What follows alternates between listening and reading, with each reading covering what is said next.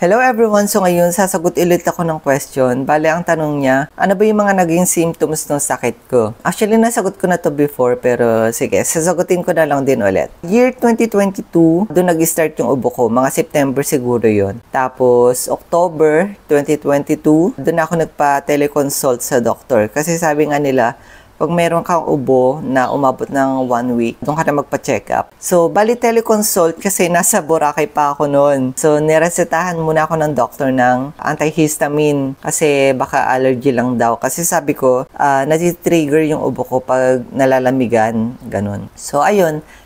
January 2023, umuwi kami dito sa Pangasinan kasi birthday ng lola ko.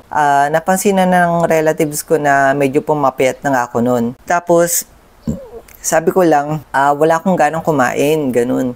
Which is totoo naman na wala akong ganang kumain kasi kahit simpleng fried chicken lang or yung mga gusto kong kainin before, ayoko na talagang kainin, ganun. Kaya nagpa-check up na ako sa psychiatrist kasi akala ko may eating disorder lang ako. Ganyan. So, dalawa na yung symptoms. O, dalawa na. Ubo, tapos nawala ng ganang kumain. Tapos namayat, syempre kasi walang ganang kumain. Ganyan. Tapos, hanggang sa nagpa-check up na kami, February 2023, doon na nag-start yung kasi may nakita ng bukol sa x-ray, tapos CT scan, tapos, although negative naman ako sa TB, ganyan, thank God naman negative sa TB. Tapos, ayun, hanggang sa, ang daming niresetang gamot, antibiotic, ganun, pero hindi talaga nawawala yung ubo ko. Tapos, ayun nga, nung nakita na yung result ng CT scan, sinabihan na kami ng doktor na mas maganda daw pumunta kami sa hospital na mas malaki kasi mas kumpleto yung gamit. Ganyan. Tapos hanggang sa pumunta na kami sa Lung Center of the Philippines. Ang mahirap lang sa Lung Center of the Philippines pag OPD kayo or charity. Ganun. Kasi ang tagal ng process. Kaya yung ibang kakilala ko, pa-private na sila. Nagpa-private doctor na kasi ang tagal nga dun sa OPD. Tapos, doon na ako na-biopsy. Tapos, doon na rin ako tinanggalan ng tubig sa baga. Hanggang sa, mabilis na ako mapagod. Tapos, hinihingal. Yun, lalo talaga yung hingal. Yun yung mahirap. Yung habang tumatagal, paggrabe yung hingal ko. Ganun. Nung last na, ko na doon sa Lung Center of the Philippines, nanghiram na kami ng wheelchair. Kasi hindi ko na talaga kayang lakarin yung bahay namin papuntang Sakayan. Ganun. So, tulak-tulak ako ni mama doon, papuntang Sakayan. Kasama ko yung sister ko noon. Tapos, ayun, hanggang sa, kasi pag magpapacheck up ka doon sa OPD, sa lung center, iba-vital sign ka muna. So, napansin na ng nurse na hirap na nga akong huminga, ganun. As in, napapagod na nga ako.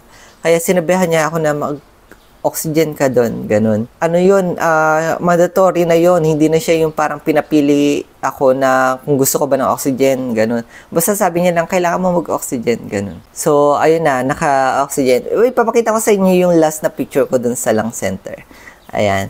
Tapos, akala ko noon makakausap ko na yung oncology. Pero sabi nila, hindi pa daw namin makakausap yung oncology doctor kasi basta kailangan ko pa daw ng appointment, ganun. So, hirap na ako noon, pero wala, kailangan pong mag-appointment, ganun. So, hindi na nakapaghintay si mama. So, nagpaano na kami dun sa nurse ng LCP na magpapatransfer na kami ng hospital, ganyan. Tapos, kinagabihan, dito na kami umuwi sa Pangasinan kasi sinundo na kami ng relatives ko. Ang dami sa mundo. Ang dami nagmamahal sa akin, guys. So, ayun, sinundo ako. Tapos, nag-rent pa sila ng ng van, ganun, para lang madala ko dito sa Pangasinan. Tapos, makalipat sa, sa Baguio General Hospital. Kaya, sobrang thankful talaga ako sa relatives ko. Kasi, nag-ambagan talaga sila para sa van na ginamit namin. Pag uwi namin dito, madaling araw, doon na kami umakyat sa Baguio. Tapos doon na ako na emergency kasi hirap na nga akong huminga nun. So ayun na. Yun lang yung mga naging symptoms ko. Yung ubo na hindi talaga nawawala. Walang ganang kumain, namayat. Suka ako ng suka. Nilalagnat sa gabi. Tapos nagkatubig ako sa baga. Hingal. Pagod. Ganun.